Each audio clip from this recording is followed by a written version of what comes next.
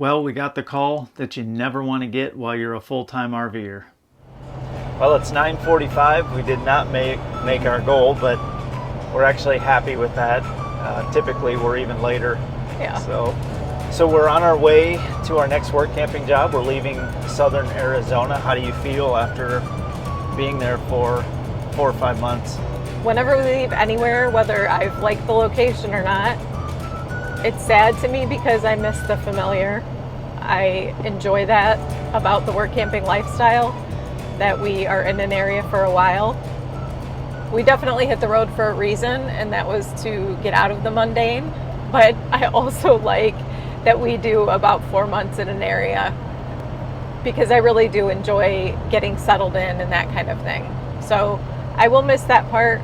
I will miss the friends that we made while we were there. We did meet a local couple that was just such a huge blessing to us. We were able to have dinner with them a couple of times, and they were so kind to help us with truck issues, running Matt to the store because we only had one vehicle. I will miss them a lot. I'm going to miss my work camping job. I worked for our site for free, and I loved working in the mailroom so much. I want to do it again. I loved it. I think it was probably my favorite job. So I will miss that. What I will not miss is your schedule. Since we hacked work camping, your schedule was tough, and I'll let you talk about that. Yeah, my schedule was tough. Worked 45 hours a week, and it felt like we were back home, working 9 to 5 just like normal. So I mean, we were getting up at 5 in the morning, and you weren't getting home until 4. Right. Yeah. Yeah, so there were a lot of things that we wanted to do while we were here that we weren't able to because I worked Monday through Friday. So that I wasn't really happy with that, but I loved the guys that I worked with. The work that I was doing was fun. I got to learn new things, so at least it was enjoyable what I was doing, but that would be one negative. And as far as making friendships on the road, that was enjoyable. Having dinner. We actually had dinner with some friends that we met at the Tampa RV show. Yeah, a couple years ago. Yeah, they were out here, so we got to have dinner with them as well. And the cool thing is the next work camping job we're going to be with some friends that we made at our very first work camping job in Montana. We worked with them in Montana, we worked with them in Minnesota, in Michigan, and we're going to be working with them again at our next job. So we're excited for that. We spent the winter working in Yuma, Arizona, which is the sunniest city on earth, and that part was amazing. It was. We got to do some fun things while we were there as well. There are still some things we'd like to go back and do, but while we were there, we got to go to the Yuma Territorial Prison. It was really cool to see the history there and just to read the prisoners' stories and walk around, go up on the original watchtower. It was really a cool thing to do. It was. I'm not a history buff by any means, but I enjoyed it. And it's cool to put yourself in those places, kind of go back in time, try to picture what things were like. We also got to go visit something that's been a dream in my heart for so many years, and that is the ranunculus fields in Carlsbad, California. And that was something that I just can't even put words to the beauty there. It was a dream come true, but if you ever have the chance to go to the flower fields, you need to go. It is amazing. Yeah, even as a guy, it was fun just to walk around there and just see the different colors and the beauty. It was cool. Then we went down to San Diego, which Carlsbad and San Diego are basically right there together. We got to see seals or sea lions. I'm not even sure what they were, but it was cool to see that, to see a little bit of San Diego. It was pouring down rain, so we didn't get to really stay long and visit, but it was fun to do that as well. The cool part was we knew rain was in the forecast. We couldn't change our tickets to the flower fields. We went anyway and just prayed on the way there, knowing that God would bless us with what we needed in the time we needed to be in the flower fields. And the timing was absolutely perfect. We were able to see everything and capture everything in the flower fields that I had dreamed of. And then the rain hit literally as we were walking out. And that was just so cool. We thanked God for the time that we had there. And as far as you go, I just want to say you are awesome when we go to those things, because not a lot of guys are going to. I took pictures of him enjoying the flowers because I just kept thinking, man, I am so blessed that I have a husband who comes to these things with me and not just comes and sits off to the side, but totally enjoys it with me. And I love that. So, Well, thanks. yeah. We also got to go to Quartzsite 2 times. The first time we went to the RTR, or the Rubber Tramp Rendezvous, which was created by Bob Wells. We got to meet some really cool nomads there and see how they live full-time out of their vans. That was fun to talk to them, and Inspiring. very. And a little bit of, I don't know if I would say jealousy, but temptation, massive temptation to totally get rid of this rig and live in a van. Simplify even more. Yeah. Then we went back the second time for the Quartzsite show, which was really fun just to experience that. We've been to the Tampa show before a couple times, and to go to the Quartzsite show was neat as well. We also got to do the Painted Desert Trail out in the Imperial Wildlife Refuge, and that was absolutely incredible. I was not expecting that at all. I knew it was a pretty trail, but when we were out there, we kept saying, oh my goodness, we've been surrounded by just this desolate desert the whole season. We had no idea that beauty was back there, and it almost felt a little bit like Yellowstone.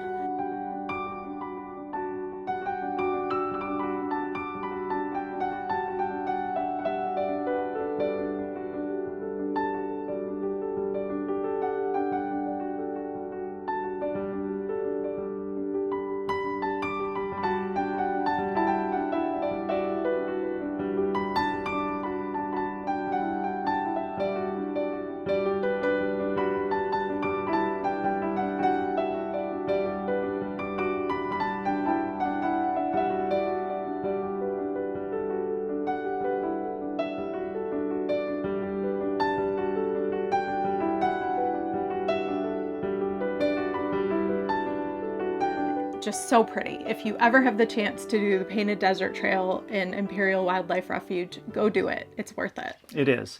And then also we got to go to Joshua Tree 2 times as well.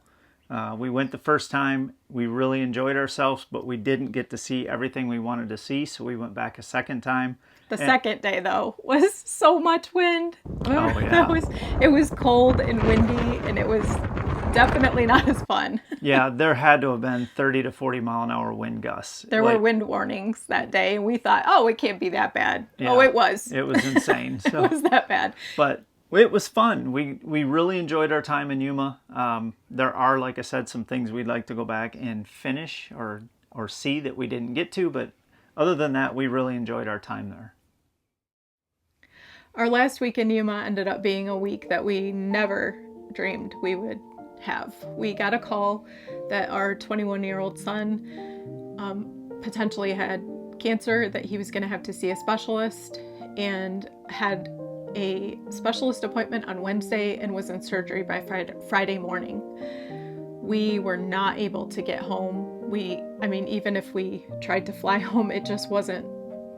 There was no time. There was no time. From the time he called to let us know to the time of his appointment, and then the immediate scheduling of surgery that same week, we had no time to prepare at all. Yeah, so this is for sure the hardest part of work camping, and it's really opened my eyes, I think, as a woman, to how hard it is to not have a home base to go back to.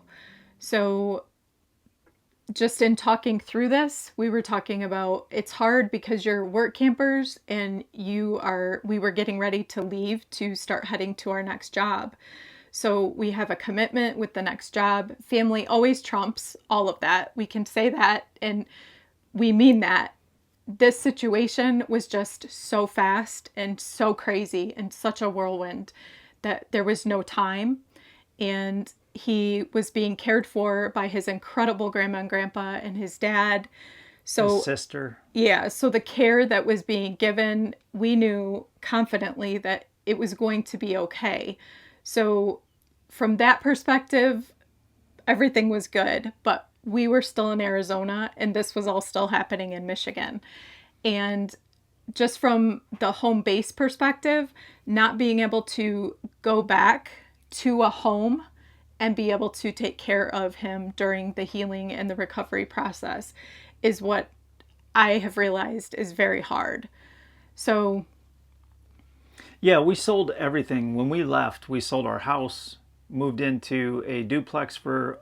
that was a few years before we didn't even know we were going to be full-time RVers when we did that. Correct. We just were empty nesters and wanting we were to downsize. And downsizing. So we sold our house, moved into a duplex, and then from there decided to become full-time RVers, or we're kind of forced into it. So we don't have a home base. This is our only home. We do have a place we could park it, but from the time of the call to the time of the surgery, we couldn't even have driven home. We couldn't have flown even. We couldn't. So again, after talking to our son, and he totally had a great attitude, was very positive. He totally understood, and he knew the timing was super fast. The rest of the family knew the timing was super fast. So everybody understood. We would do everything we can to be there. But we're now waiting for his next appointment to get more detail. Yeah, so current update, he had surgery. The doctor felt like he got it all. We are waiting for CT scan to make sure that there has been no spread. It looks like, hopefully, that's the case. We do have high tumor markers in the blood work that's been done, so not sure what they're going to say moving forward as far as treatment recommendations. So we're in the holding pattern right now, waiting to know if we're going to need to go home to care for him through treatment. That's, I think, our biggest thing. So again, totally something you don't ever expect, you don't want to have happen. And when it does, it definitely just makes you realize makes you realize just how far away you are, and off on your own. Yeah. Which we knew, but it just really makes it personal when something like this comes up. Yeah. So we want to thank everybody who has been on Facebook just pouring out their prayers.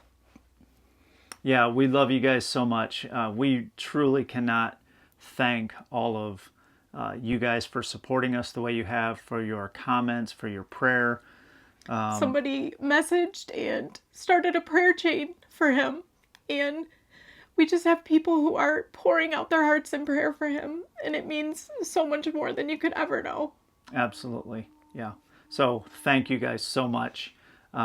Continue sending comments. We love reading the comments. They're very encouraging. They make us smile and just touch our hearts. So continue to do that.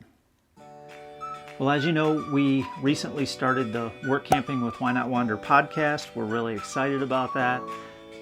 We have some great interviews lined up, and we can't wait to get those out for everybody. Nothing's going to change. That's not going to stop. Our regular videos are not going to stop. The only thing we would ask is that you just be a little patient with us here in the near future, as we don't know what's going on in the midst of all of this, and we may be having to travel back to Michigan. So other than that, everything's going to continue. Yeah, so thank you guys again so much for your prayers and your support. It means more than you could ever know.